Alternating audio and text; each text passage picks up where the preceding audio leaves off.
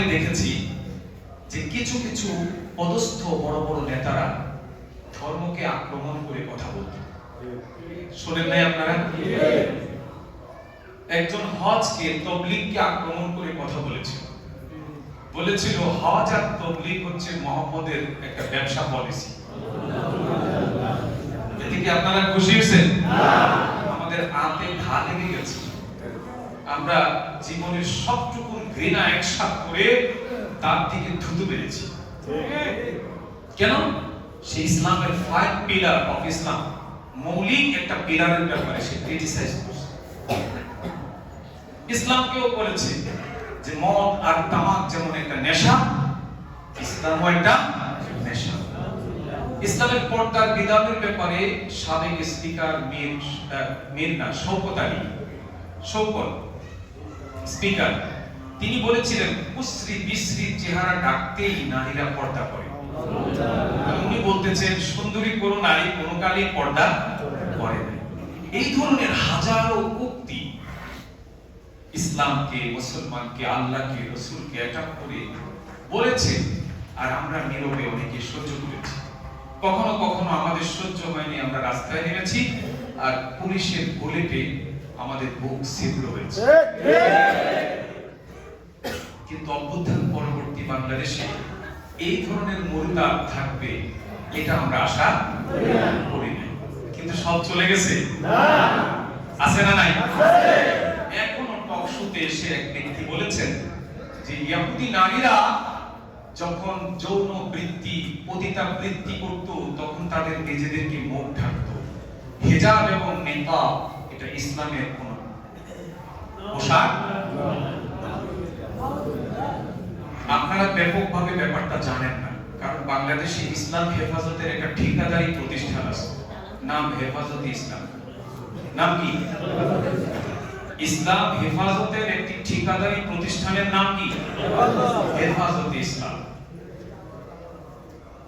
এরা পরীক্ষিত ইসলামী শক্তির দিকে দূরবীন তাক করে তাদের আকীদাগত ত্রুটি খোঁজে। কি গত? আকীদাগত ত্রুটি কোথায় আছে অনুবীক্ষণ যন্ত্র দিয়ে ল্যাবে নিয়ে টেস্ট করে। বুঝেন নাই?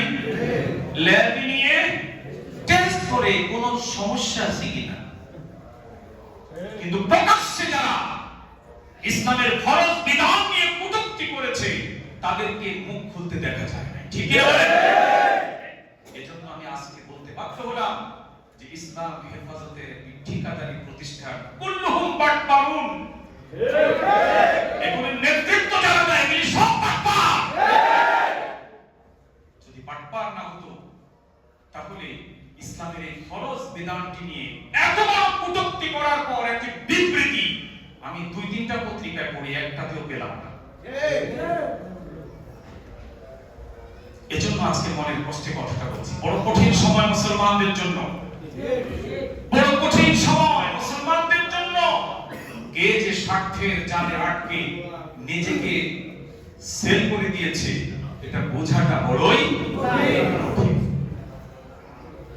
না হলে ইহুদিদের পোশাক পর্দা হিজাব এটা কত পুরনো বক্তব্য।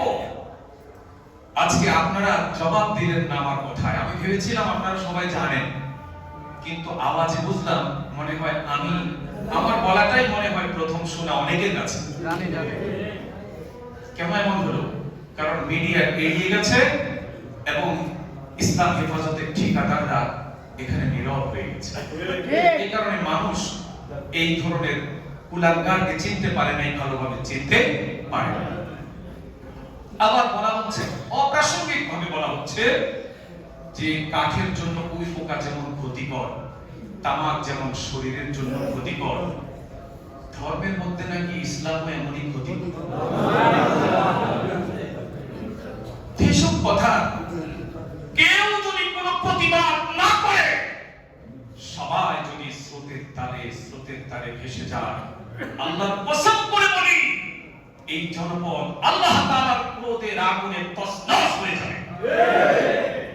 তছনছ হয়ে যাবে। কেউ না কেউ যার যার অবস্থান থেকে এগুলোকে প্রতিবাদ করতে হবে। এই কথাটাই আল্লাহ বলেছেন, লা তাকুমুস সাআ হাত্তা হাত্তা ইয়াকুলা ফিল আরদি আল্লাহ। এই শব্দটাকে ভালোভাবে কেউ এক্সপ্লেইন করে না, আমাদের মোল্লারা ব্যাখ্যা করে। কি ব্যাখ্যা করে? ততদিন পর্যন্ত কিয়ামত হবে না যতদিন পর্যন্ত আল্লাহ আল্লাহ করার লোক থাকবে না। এর অর্থ এমন না। এটার অর্থ হচ্ছে ততদিন পর্যন্ত কিয়ামত সংঘটিত হবে না যতদিন পৃথিবীতে আল্লাহপন্থী আল্লাহর জন্য লড়াই করা একজন ব্যক্তিও দুনিয়াতে থাকবে। এই হাদিসটার অর্থ এমন। কারণ আমরা অন্য হাদিস দিয়ে এটা বুঝতে পারি। কেমন? রাসূল করিম সাল্লাল্লাহু আলাইহি ওয়াসাল্লাম একটা হাদিসে উদাহরণ দিয়েছেন। কি উদাহরণ? অনেক উদাহরণ আছে হাদিসে, তার মধ্যে একটা পরিচিত উদাহরণ হলো যে হুজুর বলেছে যে যখন জমিনের মধ্যে প্রচুর আল্লাহওয়ালা লোক থাকবে, মানে অর্থাৎ আল্লাহ না জিকির করা লোক থাকবে, আল্লাহ বিশ্বাসী লোক থাকবে, কিন্তু আল্লাহর পথে সংগ্রামী লোক থাকবে না, তখন আল্লাহ তাআলা ইউখসাফু বিআউয়ালিহিম ওয়া আখিরিহিম, আল্লাহ তাআলা জমিনকে সবাইকে নিয়ে ধসিয়ে দিবেন। হযরতে আয়েশা এই বক্তব্যের সময় খুব কাছে মনে হয় বসা ছিল, হাদিসের ভাষ্যে বোঝা যায়। তিনি বললেন, ইয়া রাসূলুল্লাহ, যারা আল্লাহকে বিশ্বাস করে না তাদেরকে নিয়ে জমিন ধসে যাবে, আর অনেক কিছু হতে পারে, এটা হলো পানিশেবল অফেন্স।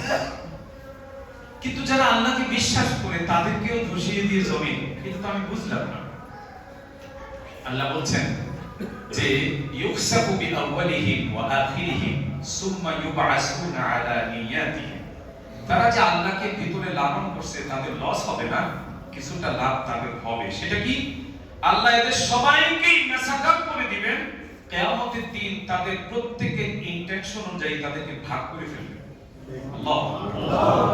কিন্তু যদি এই গ্রুপের মধ্যে একজনও লড়াই করার মতো বেঁচে থাকতেন, প্রতিবাদী থাকতেন, তাহলে আল্লাহ জমিনকে ধসিয়ে দিতেন না। এই হচ্ছে কথা। আর অনেক আছে যে ওই যে আপনি সূরা বাকারা পড়লে দেখবেন, শনিবারের কিসসা পড়লে দেখবেন, আল্লাহ তাআলা তিনটা গ্রুপ হয়ে গেছে।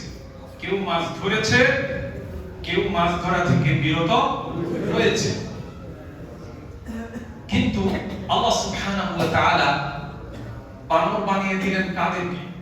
শুধু যারা ধরেছে তাদেরকে নয়, যারা এটাকে সহ্য করেছে, নীরবে দেখেছে, তাদের চেহারা অবিকৃত করে আল্লাহ তাআলা কি করে দিলেন?